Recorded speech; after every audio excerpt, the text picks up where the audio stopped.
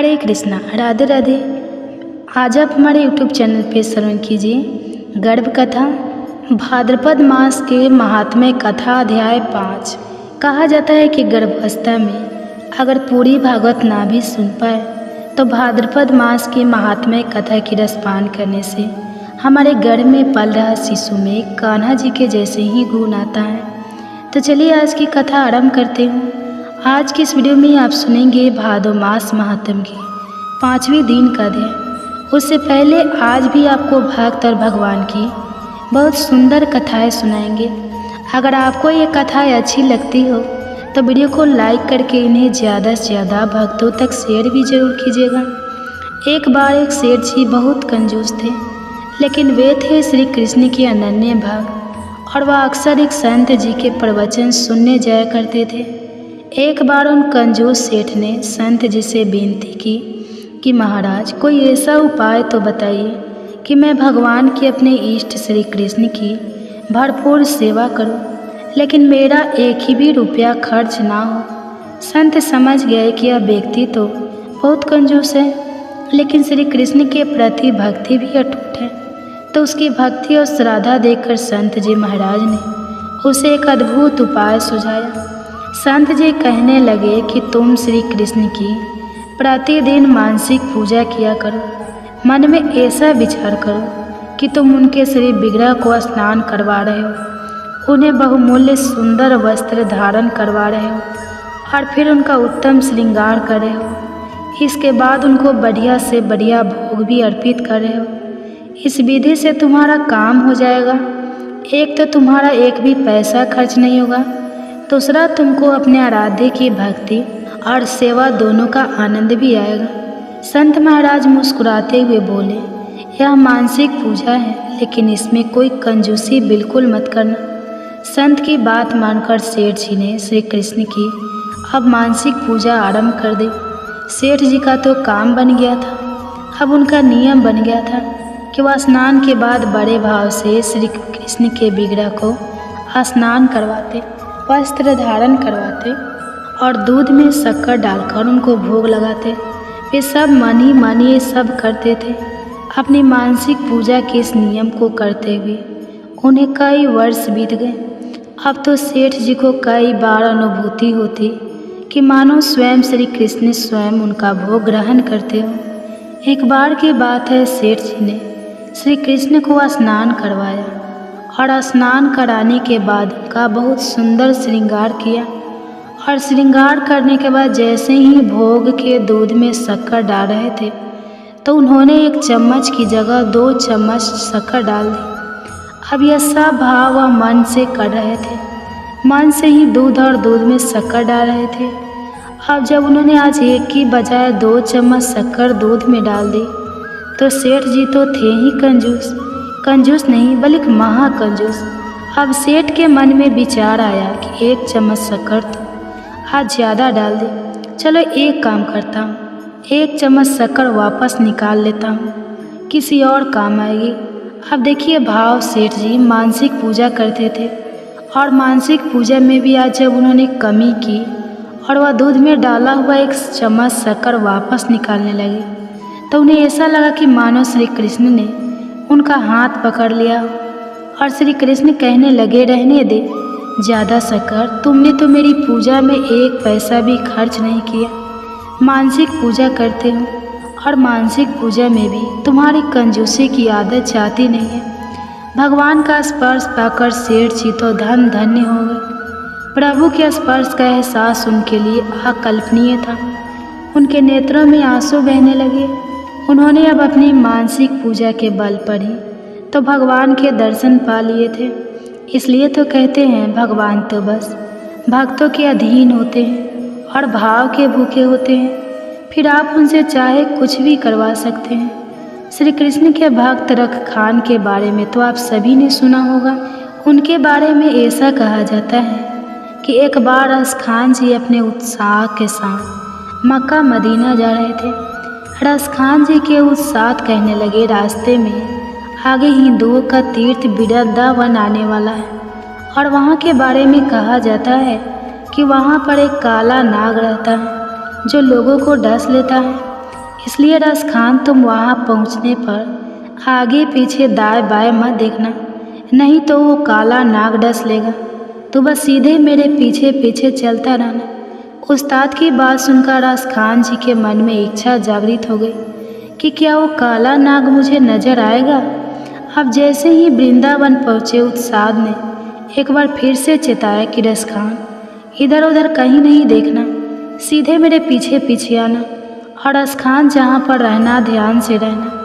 ध्यान रखना यहाँ पर काला नाग रहता है। इधर लीलाधारी श्री कृष्ण की लीला शुरू हो गई। रसखान जी तो थे ही भक्त। रसखान जी को कभी दाएं से तो कभी बाएं से बांसुरी की मधुर धुन सुनाई देने लगी। अभी बांसुरी की धुन से ही वशीभूत हो रहे थे, कितने में पायल की छन छन झंकार भी सुनाई देने लगी। उस्ताद ने तो कह रखा था कि दाएं बाएं आगे पीछे कहीं मत देखना, नहीं तो काला नाग नजर आएगा। अब दाएं बाएं तो छोड़ो, रसखान जी तो चारों ओर घूम घूम कर देखने लगे, कोई दिखाई ही नहीं दे रहा था। जैसे ही यमुना जी के किनारे पहुँचे श्री कृष्ण के साथ साथ राधा रानी की मधुर छवि देखकर वे भाव विभोर हो गए। अपने शरीर की सुध बुध खो बैठे। उस परम मनोहर छवि को देखकर वे बोरा गए थे। दर्शन देकर युगल जोड़ी तो अंतर ध्यान हो गई, लेकिन अब रसखान जी की हालत बुरी हो गई। वे जगह जगह उन्हें ढूंढते फिर रहे थे। इधर उस्ताद जी को जब थोड़ी दूर जाकर ध्यान आया कि रसखान तो पीछे रह गया। जब वे वापस वहाँ लौटे तो रसखान जी की हालत देखकर समझ गए कि इसे काले नाग ने डस लिया। अब जब रसखान जी को इधर चेतना आई तो वही प्यारी युगल जोड़ी के चारों ओर ढूंढने लगे और सबसे पूछने लगे कि वो सावला सलोना अपनी बेगम के साथ कहाँ रहता है। किसी भक्त ने उनको श्री कृष्ण के मंदिर का पता बता दिया, लेकिन दूसरे धर्म के होने के कारण उनको मंदिर में प्रवेश नहीं मिला, तो भूखे प्यासे 3 दिन तक मंदिर के बाहर ही पड़े रहे। कहते हैं कि तीसरे दिन स्वयं श्री कृष्ण दूध और भात का कटोरा लेकर उन्हें खिलाने आए थे।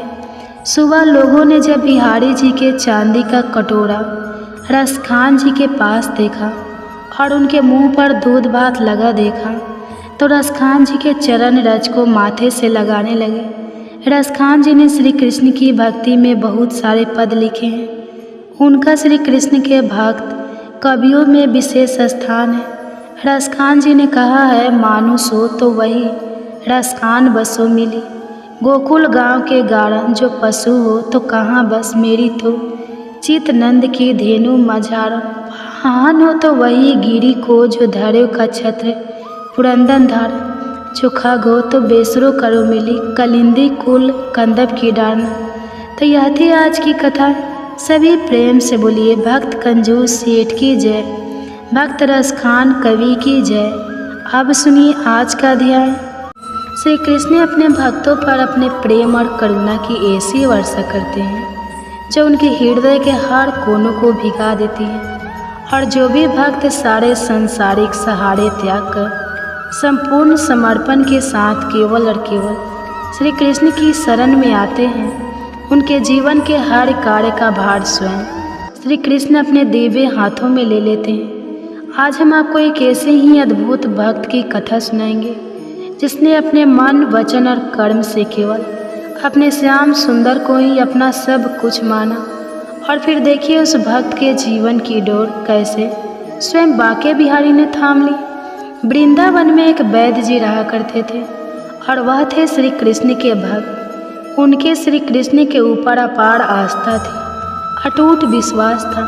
वह श्री कृष्ण की भक्ति में हमेशा मग्न रहते और अपनी पत्नी से भी कहते कि तुमको दिन भर के लिए जो भी सामान चाहिए वह मुझे एक चिट्ठी में लिख दिया करो।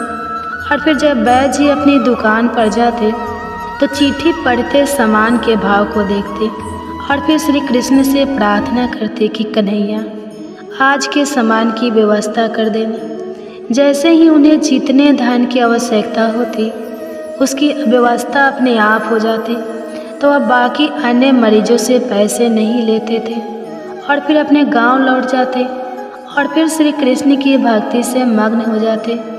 यह उनकी हर दिन की दैनिक चर्या थी। एक दिन की बात है, वैद्य जी ने दुकान पर आकर चिट्ठी खोली तो एकदम से सन्नट रह गए, मानो उनकी आंखें के आगे तारे चमक रहे हो। लेकिन अगले ही क्षण श्री कृष्ण पर विश्वास कर स्वयं को संभाला।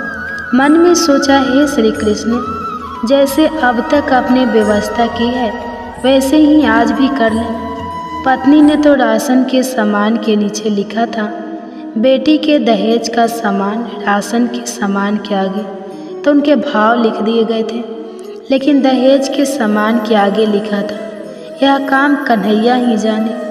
अब वैद्य जी मरीजों को उनकी बीमारी पूछ पूछ कर दवा दे रहे थे कि इतने में एक बड़ी सी कार आकर उनकी दुकान के आगे रुकी। उसमें से एक सज्जन गाड़ी में से निकले और उन्हें प्रणाम कर बेंच पर बैठ गए। अब बाकी के मरीज तो दवा लेकर चले गए। तब वैद्य जी ने उन सज्जन को बुलाया और कहा, आपको दवा लेनी है तो अपनी नाड़ी दिखानी पड़ेगी। लेकिन उस सज्जन हाथ जोड़कर विनम्रता से कहने लगे, वैद्य जी, लगता है आपने मुझे पहचाना नहीं। ध्यान से देखिए, मैं आज से 15-20 साल पहले आपकी दुकान पर आया था। अब मैं विदेश में रहता हूँ। विदेश में जाने से पहले ही मेरी शादी हो गई थी, लेकिन हमें बहुत सालों तक संतान सुख प्राप्त नहीं हुआ था। तब हमने भारत और विदेश दोनों जगह इलाज करवाया, लेकिन कोई फ़ायदा नहीं हुआ। फिर मुझे किसी ने आपके बारे में बताया। आपने मुझे तसल्ली दी थी और कहा था कि निराश नहीं होते, क्योंकि श्री कृष्ण के खजाने में किसी चीज़ का अभाव नहीं है। खुशी, गमी, जीवन, मृत्यु, यह सभी तो ईश्वर के हाथों में ही है। तुम भगवान पर भरोसा रखो। अगर कन्हैया की कृपा हुई तो तुमको संतान सुख भी अवश्य मिलेगा। तब वैद्य जी आपने मुझे दवाई की एक पूड़िया बना कर दी और उसे खाने की विधि भी बता दी।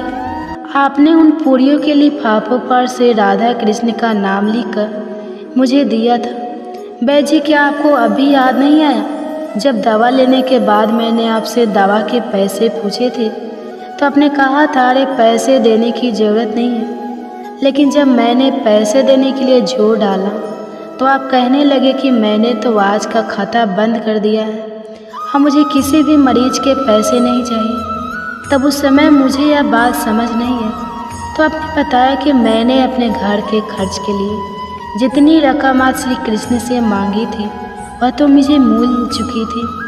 अब आने वाले किसी भी मरीज से मैं एक पैसा भी नहीं ले सकता, क्योंकि यही मेरा नियम है। तब आपके विचार सुनकर वैद्य जी मैं बहुत प्रभावित हुआ और मैं आपको प्रणाम कर लौट गया। फिर घर जाकर मैंने अपनी पत्नी को सारी बात बताई तो वह कहने लगी, वो वैद्य जी जरूर कोई देवता पुरुष होंगे, उन पर विश्वास करो। और फिर उसने विश्वास करके वह दवाई खा ली। उसके बाद मेरे 3 बच्चे हुए। हम पति पत्नी विदेश में रहकर भी हर समय आपको धन्यवाद देते हैं। वैद्य जी, मैं तो पत्नी और बच्चों के साथ विदेश में ही रहता हूँ, लेकिन वृंदावन में यहाँ मेरी एक विधवा बहन रहती है। मैं परिवार सहित अपने भांजी की शादी के लिए वृंदावन आया। अपनी भांजी की शादी के दहेज का सारा सामान का खर्चा मैंने ही उठाया है। दहेज का सारा सामान इकट्ठा हो चुका है, लेकिन अचानक बीमार होने के कारण मेरी भांजी की मृत्यु हो गई है। और भांजी की मृत्यु के बाद मुझे ना जाने क्यों आपकी बिटिया का ख्याल आया, क्योंकि जब मैं आपकी दवाई लेने आया था तब आपकी बिटिया का जन्म हुआ था। तब मैंने आपकी बिटिया को देखा था।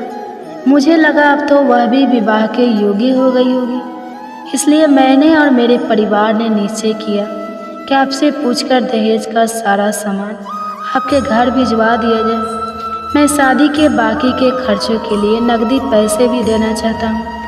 और वैद्य जी, मेरी आपसे विनती है, आप मना मत करना। उनकी बातें सुनकर वैद्य जी हैरान रह गए। अब वैद्य जी ने पत्नी की लिखी हुई चिट्ठी उन सज्जन को दिखा दी। वैद्य जी कहने लगे, जब सुबह मैंने दुकान पर आकर चिट्ठी खोली तो पत्नी ने राशन के सामान के बाद लिखा था, बेटी के दहेज का सामान। मैंने भी उसके आगे लिख दिया कि यह काम तो कन्हैया ही जाने। और मेरे जीवन में आज तक कभी ऐसा नहीं हुआ कि जो चिट्ठी पर लिखा है वह मुझे मिला ना हो। चिट्ठी पढ़कर सज्जन भी वैद्य जी का मुंह देखने लगे। तब बैच ही बोले कि मुझे आपकी भांजी की मृत्यु का बहुत दुख है, लेकिन मैं तो हैरान हूँ कि कन्हैया अपने कैसे कैसे रंग दिखाता है। चिट्ठी देखकर वह सज्जन भी हैरान थे।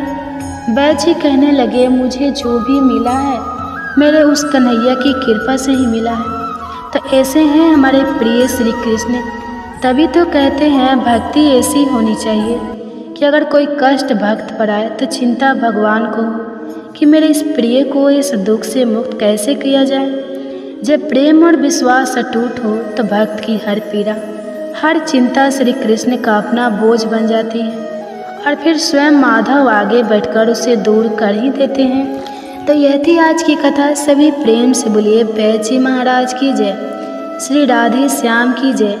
अब सुनिए आज का अध्याय। मुनियों ने कहा, हे भगवान, अब हम राजा इंद्रधूमन के बारे में सुनना चाहते हैं। उस श्रेष्ठ तीर्थ में जाकर उन्होंने क्या किया। तब ब्रह्मा जी कहने लगे, मुनिवर सुनो, मैं उस क्षेत्र के दर्शन और राजा के कर्म का संक्षेप से वर्णन करता हूँ। उस त्रिभुवन विख्यात पुरुषोत्तम क्षेत्र में जाकर महाराज इंद्रधूमन ने रमणीय स्थानों और नदियों का दर्शन किया। वहाँ एक बड़ी पवित्र नदी बहती है जो विंध्याचल घाटी से निकलती है। वह नदी सभी पापों को दूर करने वाली और कल्याणमयी है। उसका स्रोत बहुत बड़ा है और उसका महत्व गंगा जी के समान ही है। वह दक्षिण समुद्र से मिली है और पुण्य सलीला सरिता महानदी के नाम से भी विख्यात है। उसके दोनों किनारों पर अनेकों गांव और नगर बसे हुए हैं। ये सभी गांव अच्छी फसल होने के कारण बड़े मनोहर दिखाई देते हैं। वहाँ के लोग बड़े हष्ट पुष्ट होते हैं और वहाँ रहने वाले ब्राह्मण, क्षत्रिय, वैश्य तथा सशस्त्र अशांति भाव से अलग अलग अपने अपने धर्मों में तत्पर दिखाई देते हैं। ब्राह्मणों के मुख से 6 अंग, पद और कर्म से युक्त वैदिक वाणी निकलती रहती है। कोई अग्निहोत्र में लगे रहते हैं और कोई उपासना में। वे समस्त शास्त्रों के अर्थ समझने में कुशल यज्ञ करता और प्रचुर दक्षिणा देने वाले होते हैं। वहाँ चबूतरों, सड़कों, वनों, उपवनों, सभा मंडपों, महलों और देव मंदिरों में महान जन समुदाय इकट्ठा होकर इतिहास, पुराण, वेद, वेदांग, काव्य शास्त्रों की कथा सुनते रहते हैं। उस देश की स्त्रियां को अपने रूप और यौवन पर गर्व होता है। वे सभी उत्तम लक्षणों से संपन्न होती है।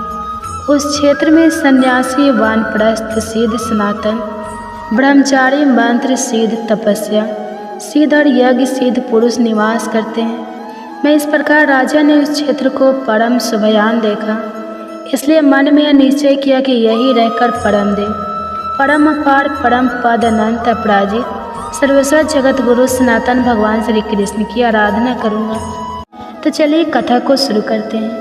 इसके लिए गर्भवती माता एक शांत अवस्था में बैठ जाए, जहाँ बहुत ज़्यादा डिस्टर्ब ना हो, और कोमलता से अपने दोनों हाथ गर्भ पे रख ले और अपने बच्चे को धीरे से बुलाए, आओ आओ मेरे बच्चे, आज मैं तुम्हें भाद्रपद मास के कृष्ण के जन्म के समय की कथा की रसपान करा रही हूँ। तो चलिए शुरू करते हैं। आज सुनिए भाद्र मास महात्म्य के 3रे दिन का अध्याय, और उससे पहले आपको एक बहुत ही सुंदर प्रेरक प्रसंग सुनाएंगे। आज से लगभग 400 वर्ष पहले दिल्ली में परमेष्टि नाम का एक काले रंग का कुबड़ा और कमज़ोर दर्जी रहता था। शरीर से कुरूप होने के बाद भी वह हृदय से भगवान का बड़ा सच्चा भक्त था। उसकी पत्नी का नाम था बिमला। उसके एक बेटा और 2 बेटियां थीं। उसे अपनी पत्नी, अपनी संतान आदि से कोई मोह नहीं था। भगवान नाम से उसकी प्रीति तो अपार थी। कपड़े सिलते सिलते वह हमेशा नाम जप किया करता। भक्त होने के साथ साथ परमेष्टि अपने काम में पूरा निपुण भी था। सिलाई के बारीक काम के लिए वह बहुत प्रसिद्ध था। बड़े बड़े अमीर नवाब उसी से अपने वस्त्र सिलवाते थे। बादशाह को भी उसी के सिले हुए वस्त्र पसंद आते थे। एक बार बादशाह के सिंहासन के नीचे 2 बढ़िया गलीचे उनके पैर रखने के लिए बिछाए गए, लेकिन बादशाह को वह गलीचे पसंद नहीं है। उन्होंने 2 तकिए बनाने का विचार किया। बहुमूल्य मखमल मंगाकर उस पर सोने के तारों के सहारे हीरे मणिक मोती आदि जरवाए गए। जराऊ काम बादशाह को पसंद आ गया। परमेष्ठी को बुलवाकर बादशाह ने वह कपड़े उन्हें दिया और उसके 2 तकिए बनाने का आदेश दिया। परमेष्ठी वो रत्नजित वस्त्र लेकर घर आ गई। घर आकर परमेष्ठी ने उस वस्त्र के 2 खोल बनाए। दोनों में इत्र से सुगंधित रुई भरी। तकियों के ऊपर रत्नों के बने हुए फूल पत्ते जगमग करने लगे और इत्र की सुगंध से पूरा घर भर गया। ऐसे तकिए भला दर्जी अपने घर में कैसे रखे? और उन्हें बादशाह के यहाँ ले जाने को उठा खड़ा हुआ। तकिए को उठाकर हाथ में लेते ही परमेष्ठी ने ध्यान से उन रत्नों की छटा देखी तो उनके मन ने कहा, आहा, कितने सुंदर है यह तकिए। क्या यह एक सामान्य मनुष्य के योग्य है? इनके अधिकारी तो भगवान वासुदेव ही हैं। जैसे जैसे इत्र की सुगंध नाक में पहुँचने लगी वैसे वैसे यह विचार मन में और दृढ़ होने लगा। मन में अब द्वंद्व चलने लगा, वो कारीगरी किस काम की जो भगवान की सेवा ही में ना लगे।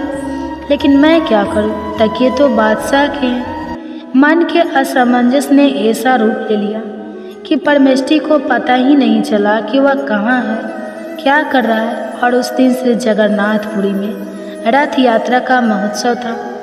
परमेष्ठी एक बार जाकर रथ यात्रा का महोत्सव देखाया और आज भावावेश में जैसे रथ यात्रा का वह प्रत्यक्ष दर्शन करने लगा। परमेष्ठी देख रहा है कि जगन्नाथ जी रथ पर विराजमान है। सहस्त्र नर नारी रस्सी पकड़कर रथ को खींच रहे हैं। कई पीछे से ठेल रहे हैं। कीर्तन हो रहा है, जय जयकार गुज रहा है। सेवक गण एक के बाद एक वस्त्र बिछाते जा रहे हैं। श्री जगन्नाथ जी एक वस्त्र से दूसरे वस्त्र पर पधारते हैं और अचानक रथ के कठिन आघात से जगन्नाथ जी के नीचे बिछाया हुआ वस्त्र फट गया। अब सेवक मंदिर में तुरंत दूसरा वस्त्र लेने दौड़ पड़े, लेकिन उन्हें देर होने लगी। परमेष्ठी से यह दृश्य देखा नहीं गया और उन्होंने बड़ी तेजी से 2 तकियों में से एक जगन्नाथ जी को अर्पण कर दिया। प्रभु ने उसे स्वीकार कर लिया। यह देखकर परमेष्ठी के आनंद का पार नहीं रहा और वह आनंद के मारे दोनों हाथ उठाकर नाचने लगा। परमेष्ठी ने स्वप्न नहीं देखा था।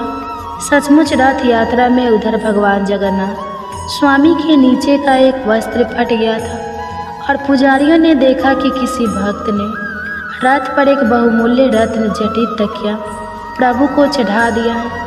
यहाँ होश में आकर परमेष्ठी ने क्या देखा कि एक तकिया गायब है। उन्हें बड़ा आनंद हुआ।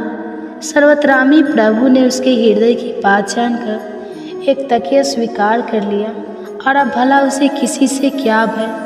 क्षुद्र ब्राह्मण उसके प्राण ही तो ले लेगा, वो कहाँ मृत्यु से डरता है। उसके दयामय प्रभु ने उस पर इतनी बड़ी कृपा की, वो तुम्हारे आनंद के कीर्तन करता हुआ नाचने लगा। उधर बादशाह के सिपाही उन्हें बुलाने हैं। एक तकिया लेकर वो बादशाह के पास पहुँचे। बादशाह तकिए की कारीगरी देखकर बड़ा संतुष्ट हुआ। फिर उसने कहा, दूसरा तकिया कहाँ है? परमेष्ठी दर्जी तो मानो तैयार ही बैठे थे। बिना डरे कहने लगे, उसे तो नीला चलना श्री जगन्नाथ स्वामी ने स्वीकार कर लिया। पहले तो बादशाह ने परिहास समझा, लेकिन वह बार बार पूछने लगा। जब दर्जी ने यही बात बार बार कही तब तो बादशाह को क्रोध आ गया और उन्होंने परमेष्ठी को कारागार में डालने का आदेश दे दिया। अब परमेष्ठी कारागार की अंधेरी कोठरी में पड़े पड़े प्रभु का स्मरण कर रहे थे। अचानक उनके हाथों में लगी हथकड़ियाँ टूट गई। तराक तराक करके बेड़िया के टुकड़े टुकड़े उड़ गए। भरभरा कर बंदी गृह की कोठरी का द्वार भी अपने आप खुल गया। परमेष्ठी के सामने एक अपूर्व ज्योत प्रकट हुई और दूसरे ही क्षण शंख चक्र गदा पगधारी प्रभु ने उन्हें दर्शन दिया। परमेष्ठी आनंद मग्न होकर प्रभु के चरणों में लौटने लगे। तब प्रभु ने कहा, परमेष्ठी, मेरे भक्त से अधिक बलवान संसार में और कोई नहीं है। किसका साहस है जो मेरे भक्त को कष्ट दे? आ बेटा, मेरे पास। परमेष्ठी तो कृतार्थ हो गए। प्रभु ने अपने चरणों पर गिरते हुए उन्हें उठाया, उसके मस्तक पर अपना अभय कर रखा और उन्हें मुक्त करके वे वहीं अंतर्ध्यान हो गए। उधर बादशाह ने स्वप्न में एक बड़ा भयंकर पुरुष देखा। जैसे साक्षात महाकाल अपना कठोर दंड उठाकर उसे पीट रहे हो और गर्जन करके कह रहे हो, तू परमेष्ठी को कैद करेगा। तू बादशाह मारे डर के चीख गया और जाग गया और थर थर काँप रहा था और उसका अंग अंग दर्द कर रहा था, मानो रात भर किसी ने उसके ऊपर कोड़े बरसाए हो। शरीर पर प्रहार के भी स्पष्ट चिन्ह थे। सवेरा होते ही उसने मंत्रियों से अपने स्वप्न की बात कही। फिर सबको लेकर वो कैद खाने गया। वहाँ जाकर उसने क्या देखा, पहरेदार सोए पड़े थे, लेकिन परमेष्ठी की हथकड़ी बेड़ी टूटी हुई थी और उनके शरीर से दिव्य तेज निकल रहा था। वे ध्यान में मग्न थे और ध्यान जैसे ही टूटा वे व्याकुल होकर रोने लगे। बादशाह को यह देखकर बड़ा आश्चर्य हुआ और उसने परमेष्ठी के हाथ जोड़कर क्षमा मांगी। तरह तरह के वस्त्राभूषणों से सुसज्जित करके हाथी पर बैठाकर गाजे बाजे के साथ उन्हें शहर लाया। बहुत सारा धन देकर विदा किया। उन्हें चारों ओर भक्त परमेष्ठी की जय जयकार होने लगी। परमेष्ठी को लेकिन यह मान प्रतिष्ठा बिल्कुल भी अच्छी नहीं लगी। प्रतिष्ठा से बचने के लिए वह दिल्ली छोड़कर किसी दूसरी जगह चले गए और वहीं रहकर उन्होंने अपना पूरा जीवन भगवान के भजन पूजन में व्यतीत कर दिया। सभी बोलिए भक्त दर्जी परमेष्ठी जी की जय, श्री बाके बिहारी लाल की जय। अब सुनिए आज का दिन। श्री ब्रह्मा जी कहते हैं, प्राचीन सतयुग की बात है। इंद्रधूम नाम से विख्यात एक राजा थे जो इंद्र के समान ही पराक्रमी थे। वे सत्यवादी, पवित्र, दक्ष, उपभोग में समर्थ, दानी, प्रिय वचन बोलने वाले और विष्णु भक्त थे। इस प्रकार वे सर्वगुण संपन्न राजा इंद्रधूमन समूची पृथ्वी का पालन करते थे। एक समय उनके मन में भगवान श्री हरि की पूजा अर्चना करने का विचार प्रकट हुआ। अब वे सोचने लगे कि मैं किस क्षेत्र में, किस तीर्थ में, किस नदी के तट पर या किस आश्रम में देवाधिदेव भगवान जनार्दन की आराधना करूं। इसी चिंता में पड़कर उन्होंने मन ही मन पूरी पृथ्वी की ओर नज़र घुमाई। जिस समय स्वामी भगवान दास जी कटिया स्थान में भजन करते थे, उसी समय बरसाने में श्री जी के मंदिर के पास की पहाड़ी की चोटी पर मोरकुटी नाम की एक छोटी सी कुटिया में श्री कृष्णदास जी के शिष्य और तटिया स्थान के महंत श्री राधा प्रसाद जी के प्रशिष्य श्री स्वामिनी शरण जी भजन करते थे। यह कल्पना करना मुश्किल है कि इस निर्जन कुटी में, जिसके निकट जल तक की कोई व्यवस्था नहीं है और जो पक्की ईंटों की बनी होने के कारण, चारों ओर पथरीली पहाड़ियों से घिरी होने के कारण गर्मी में भट्टी की तरह तपती है, कोई रह भी सकता है। पर इसी के पीछे इस स्थान पर घरती श्यामा श्याम की एक मधुर लीला की स्मृति है और इसी घटना के कारण इसका नाम मोरकुटी पड़ा है। प्रिय माताएं, आपसे निवेदन है कि आप अपने गर्भ में पल रहे शिशु को पूरे ध्यान और प्रसन्नचित मन से इस कथा की रसपान कराएंगे। तो इस कथा की श्रवण करने के लिए आप एक शांत अवस्था में बैठ जाएं। और हाँ, कोई भी कथा श्रवण करने के लिए अपने हाथ में अक्षत या थोड़ा सा फूल ले लें, क्योंकि ऐसे कथा का रसपान नहीं किया जाता है।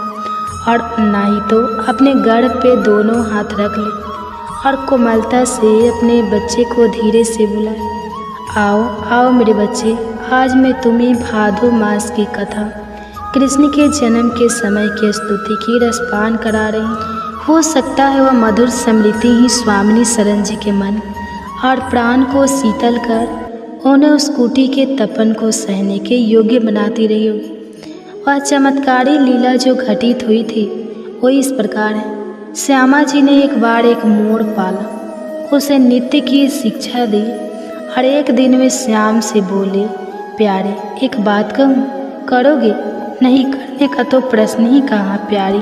प्यारे ने उत्तर दिया, तो तुम मेरे मोर के साथ नृत्य करो, देखिए जरा कौन अधिक अच्छा नृत्य करता है।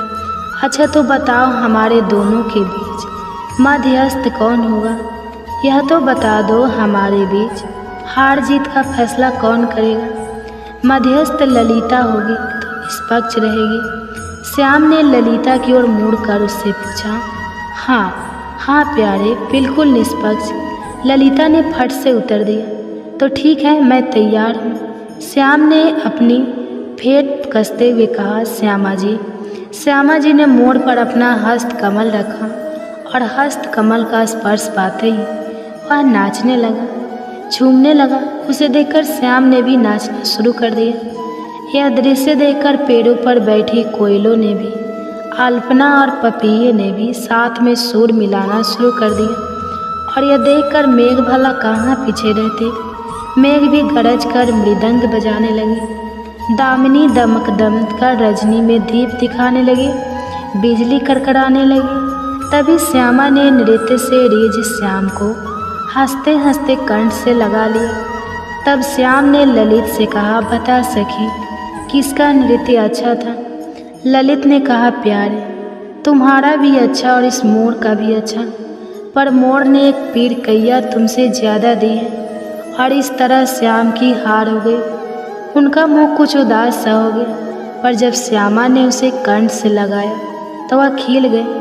श्याम की इस लीला का स्मरण कर स्वामिनी शरण जी हर समय श्यामा श्याम श्यामा श्याम श्यामा श्याम की रट लगाते रहते और सकुटी में रहते।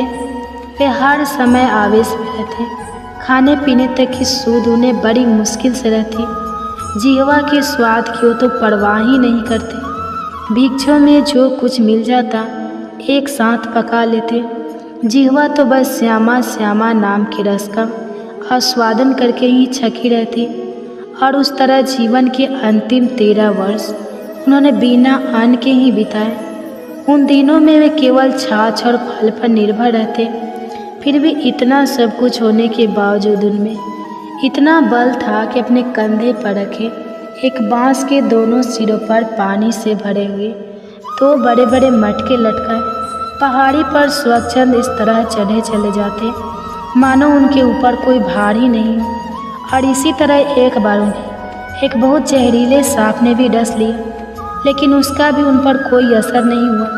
और अपनी कुटिया में वो कुछ चना चबेना गुड़ और मूंगफली जरूर रखते, जिससे कि वे अभ्यागतों की सेवा किया करते। एक बार की बात है, उनकी कुटिया में चोर आ गए तो बाबा उनसे कहने लगे, भैया मेरे पास चना चबेना छोड़कर और है ही क्या, फिर जो है सो तुम्हारा ही तो है, तुम जो चाहो सो ले जाओ, इसमें संकोच की क्या बात है।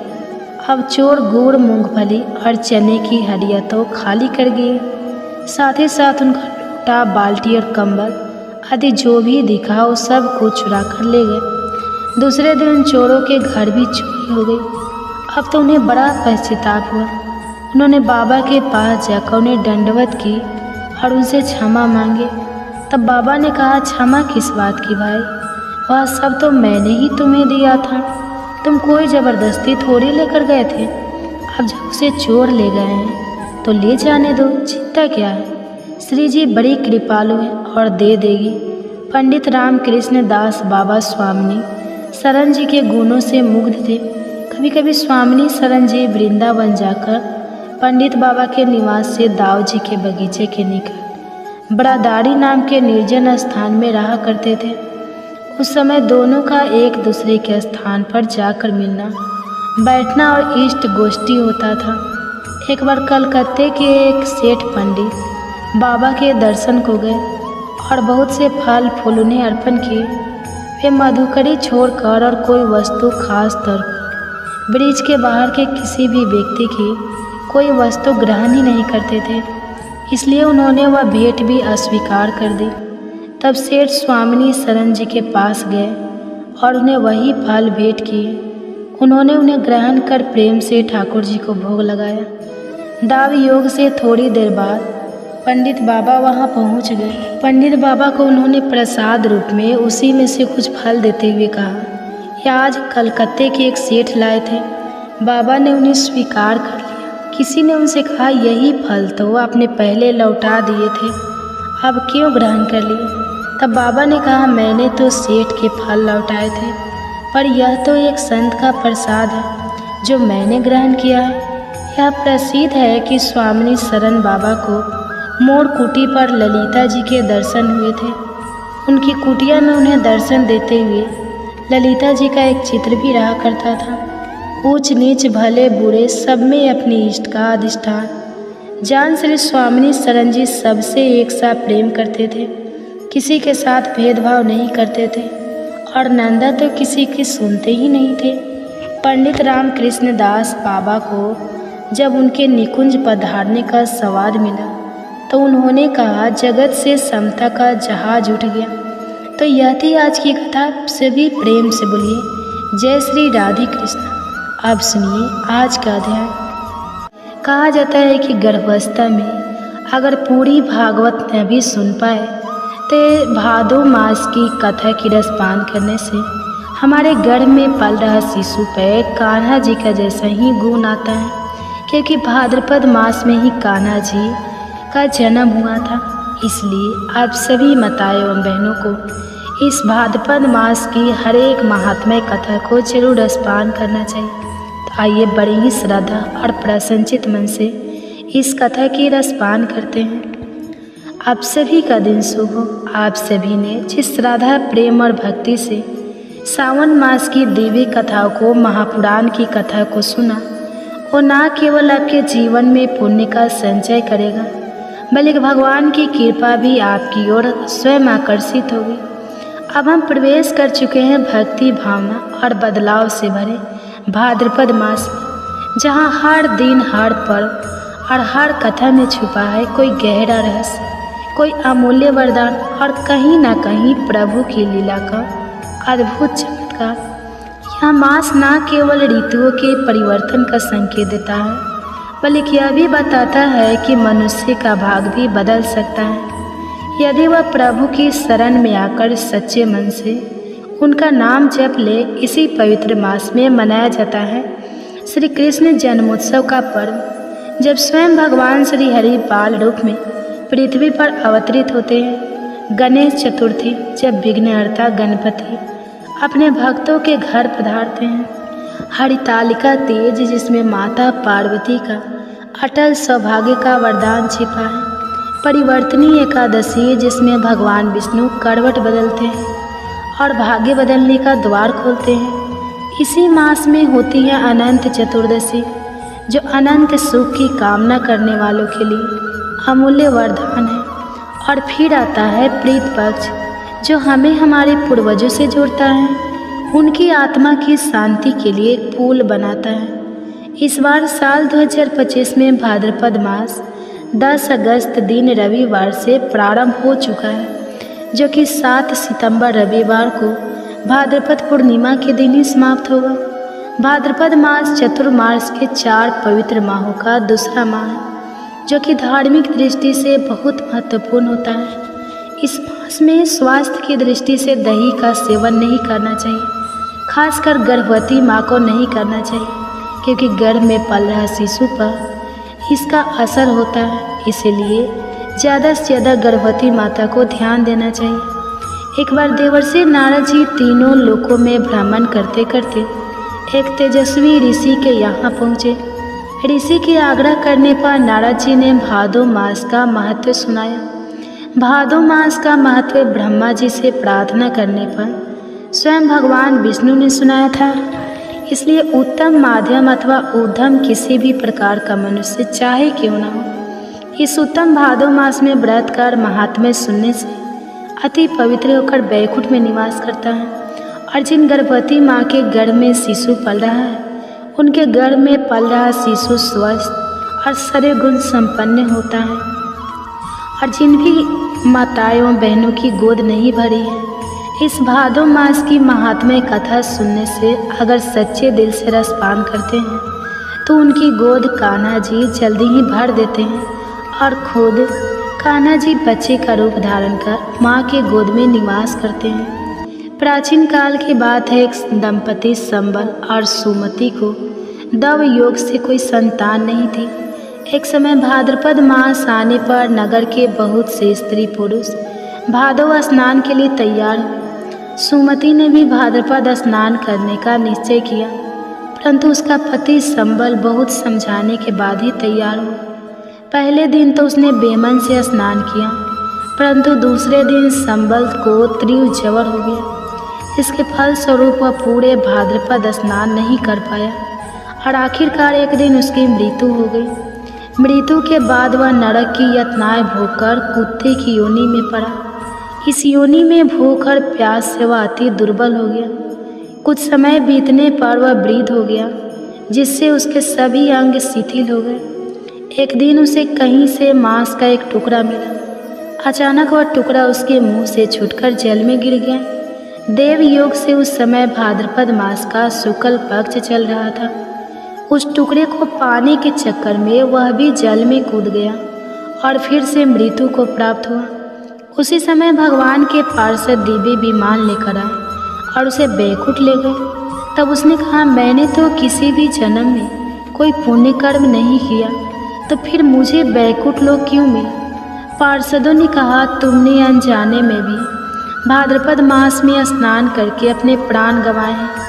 इसी पुण्य के प्रताप से तुम्हें बैकुंठ प्राप्त हुआ है। तब देवर्षि नारद जी कहते हैं कि जब अज्ञात स्नान करने का फल उसे इस प्रकार प्राप्त हुआ, तब भाद्रपद मास में यदि श्रद्धा से स्नान और दान आदि किया जाए तो पुण्य फल के तो कहने ही क्या है। और अगर भादो मास में पावन कथाओं का श्रवण पूर्ण श्रद्धा, विश्वास और एकाग्रता से किया जाए तो गर्भवती माँ के गर्भ में पल रहा शिशु आनंद लेता है और उन्हें शांति मिलती है। उससे हर पुण्य प्राप्त होता है और कान्हा जैसा पुत्र प्राप्त होता है। तो उसे प्राप्ति होने वाला पुण्य केवल सुनने वाले तक ही सीमित नहीं रहता, बल्कि वह पुण्य उसकी आने वाली 7 पीढ़ी तक का कल्याण करता है। उनके जीवन में भी सुख, समृद्धि और प्रभु की कृपा का स्थायी वास हो जाता है। तो आइए अब सुनते हैं भाद्रपद मास के पहले दिन की कथा। आइए अब कथा से पहले हम सभी मिलकर श्री लक्ष्मी नारायण का ध्यान करें। प्रत्येक कल्प और अनुकल्प में विस्तार पूर्वक रचा हुआ यह समस्त मायामय जगत जिनसे प्रकट होता है, जिनमें स्थित रहता है और अंत काल में जिनके भीतर पुनः लीन हो जाता है, जो इस तरह से प्रपंच से सर्वथा पृथक है, जिनका ध्यान करके मुनिजन सनातन मोक्ष पद प्राप्त कर लेते हैं। उन नित्य निर्मल निश्चल तथा व्यापक भगवान पुरुषोत्तम अर्थात जगन्नाथ जी को मैं प्रणाम करता हूँ, जो शुद्ध आकाश के समान नीलेप नित्यानंद में सदा प्रसन्न निर्मल, सबके स्वामी, निर्गुण, व्यक्त और अव्यक्त से परे, प्रपंच से रहित, एकमात्र ध्यान में ही अनुभव करने योग्य तथा व्यापक है। समाधि काल में विद्वान पुरुष इसी रूप में जिनका ध्यान करते हैं, जो संसार की उत्पत्ति और विनाश के एकमात्र कारण है, जरा अवस्था जिनका स्पर्श भी नहीं कर सकती तथा जो मोक्ष प्रदान करने वाले हैं, उन भगवान श्री हरि की मैं वंदना करता हूँ। भक्तजनों, पूर्व काल की बात है। परम पुण्यम पवित्र नैमी शरणय क्षेत्र बड़ा ही मनोहर लगता था। वहाँ बहुत सारे मुनि इकट्ठा हुए थे। तरह तरह के पुष्प उस स्थान की शोभा बढ़ा रहे थे। पीपल, परिजात, चंदन, गुलाब तथा चंपा आदि अन्य बहुत सारे वृक्ष उसकी शोभा बढ़ा रहे थे। तरह तरह के पक्षी, तरह तरह के मृगों का झुंड, अनेक पवित्र जलाशय और बहुत सी बावलियाँ उस वन को और भी सुसज्जित कर रही थी। ब्राह्मण, क्षत्रिय, वैश्य, शूद्र तथा अन्य जातियों के लोग भी वहाँ पर उपस्थित थे। ब्रह्मचारी हो, गृहस्थ, वानप्रस्थ या सन्यासी, सभी वहाँ जुटे हुए थे। झुंड के झुंड गवे भी उस वन की शोभा बढ़ा रही थी। नैमिषारण्यवासी मुनियों का 12 वर्षीय अर्थात 12 वर्षों तक चालू रहने वाला यज्ञ आरंभ था। जौ, चना, गेहूँ, उड़द, मूंग और तिल आदि पवित्र अन्नों से यज्ञ मंडप सुशोभित था। वहाँ होम कुंड में अग्निदेव प्रज्वलित हो रहे थे और आहुतियाँ दी जा रही थी। उसी महायज्ञ में सम्मिलित होने के लिए बहुत से मुनि और ब्राह्मण अन्य स्थानों से वहाँ पधारे हुए थे। स्थानीय महर्षियों ने उन सभी का यथा योग्य आदर सत्कार किया। ऋतुजों सहित वे सब लोग जब आराम से अपने अपने आसन पर बैठ गए, तब परम बुद्धिमान लोग महर्षि सूत जी महाराज वहाँ पधारे। उन्हें देखकर सभी मुनिवरों को बड़ी प्रसन्नता हुई। सबने खड़े होकर उनका आदर सत्कार किया। सूत जी ने भी बारंबार सबके प्रति आदर भाव को प्रकट किया और फिर एक श्रेष्ठ आसन पर विराजमान हो गए। उस समय सब ब्राह्मण सूत जी के साथ वार्तालाप करने लगे। बातचीत के अंत में सबने व्यास जी से लोग महर्षि जी से अपना संदेह पूछा, जैसा कि वह अक्सर पूछा करते थे। मुनियों ने हाथ जोड़कर पूछा, हे लोमहर्ष, हमने आपके श्रीमुख से अनेक कथाओं का रसपान किया है। अब आप कृपा कर प्रभु के जन्म की कथा भी विस्तार पूर्वक कहिए। उन महात्मा ने इस पृथ्वी का किस प्रकार दोहन किया था। मुनियों का प्रश्न करने पर लो महर्षि जी इस प्रकार बोले, हे द्विजरो, फेन कुमार पृथु की कथा विस्तार के साथ सुनाता हूँ। आप सब लोग भी एकाग्रचित होकर सुनिए। हे ब्राह्मणों, जो पवित्र नहीं रहता, जिसका हृदय खोटा है, जो अपने आशा शासन में नहीं है, जो व्रत का पालन नहीं करता हो और जो कृतज्ञ और अहितकारी है, ऐसे पुरुष को मैं यह प्रसंग कभी नहीं सुना सकता।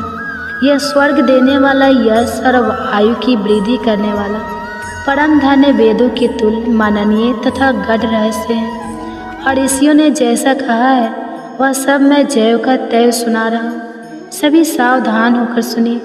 जो प्रतिदिन ब्राह्मणों को नमस्कार करके वेन कुमार पृथु के चरित्र का विस्तार पूर्वक कीर्तन करता है, उसे अमुक कर्म मैंने किया और अमुक नहीं किया, इस बात का शोक कभी नहीं होता। पूर्व समय की बात है, हे ऋषिवर, अत्रि कुल में उत्पन्न प्रजापति अंग बड़े धर्मात्मा और धर्म के रक्षक थे। वे अत्रि के समान ही तेजस्वी थे और उन्हीं का पुत्र था वेन, जो धर्म के तत्व को बिल्कुल भी नहीं समझता था। उसका जन्म मृत्यु कन्या सुनीता के गर्भ से हुआ था। अपने नाना के स्वभाव दोष के कारण वह धर्म को पीछे रखकर काम और लोभ में प्रवृत्त हो गया। उसने धर्म की मर्यादा भंग कर दी और वह वेन वैदिक धर्मों का उल्लंघन करके अधर्म में लीन हो गया। विनाश काल जब आया तब उसने यह क्रूर प्रतिज्ञा कर ली थी कि किसी को यज्ञ और होम नहीं करने दिया जाएगा।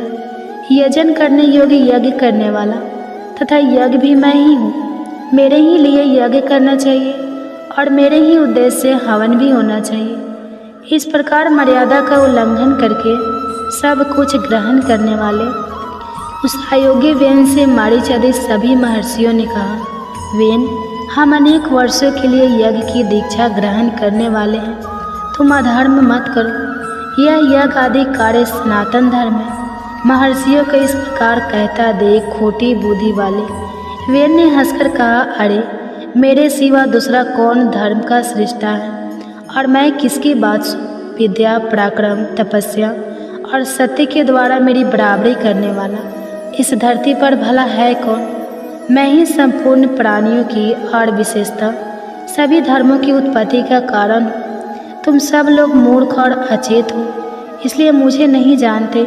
अगर मैं चाहूँ तो इस पृथ्वी को भस्म कर दूँ, जल में बहा दो या भूलोक और दुलोक को भी रंध डालो। इसमें तनिक भी अन्यथा विचार करने की आवश्यकता नहीं है।